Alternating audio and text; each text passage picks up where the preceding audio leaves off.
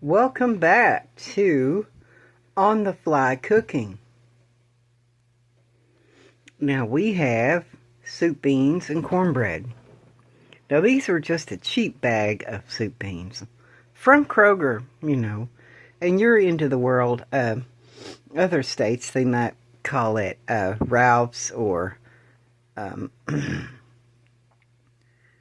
King Supers or whatever else, or but anyway, it's just a generic bag of pinto beans. And so we got the pinto beans, a little salt and pepper. We put them in the crock pot and cooked them in there. We've got some cornbread, and all I did, there's no special cornbread.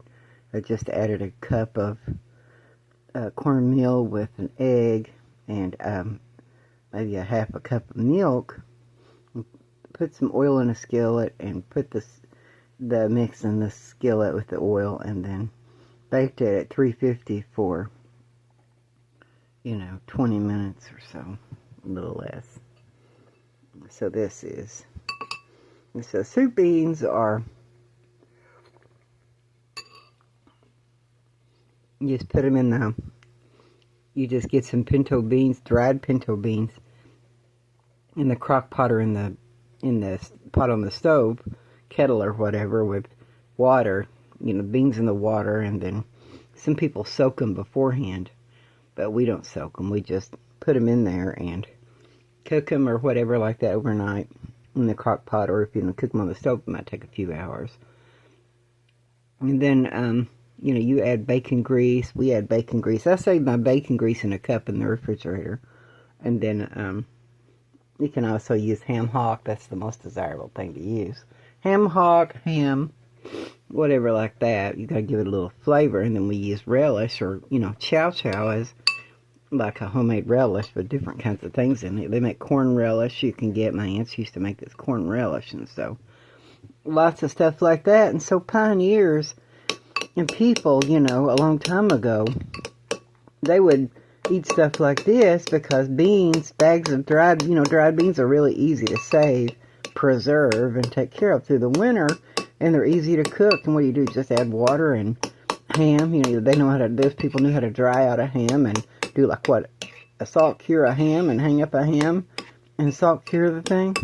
They know how to take care of hams. They know how to take care of stuff and have stuff back when there was no refrigeration, living like in primitive cabins, so that's a great way to eat. And if you're living in an RV and traveling, you can get a 12-volt crock pot and plug it into your camper,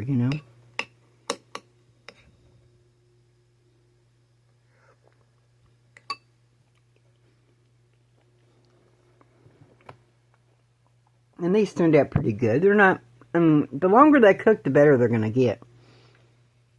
The skin of the beans is a little chewy at first. The more you cook them in that crock pot, the softer they get, and the water gets thicker and thicker, and it turns into almost like a gravy if you cook it long enough. It turns into a nice soup broth when you add your ham hock or other.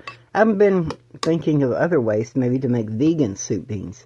Instead of adding ham, maybe add something else to give it a great flavor, the similar flavor to ham, but without eating meat, like a vegetarian version. If you have any ideas, leave them in the comments below of something you could substitute for ham hock or bacon grease or something to put in your soup beans, so they'll still taste like soup beans, but it could be a vegetarian or a vegan option. Okay, we'll see you on the next one. Bye-bye.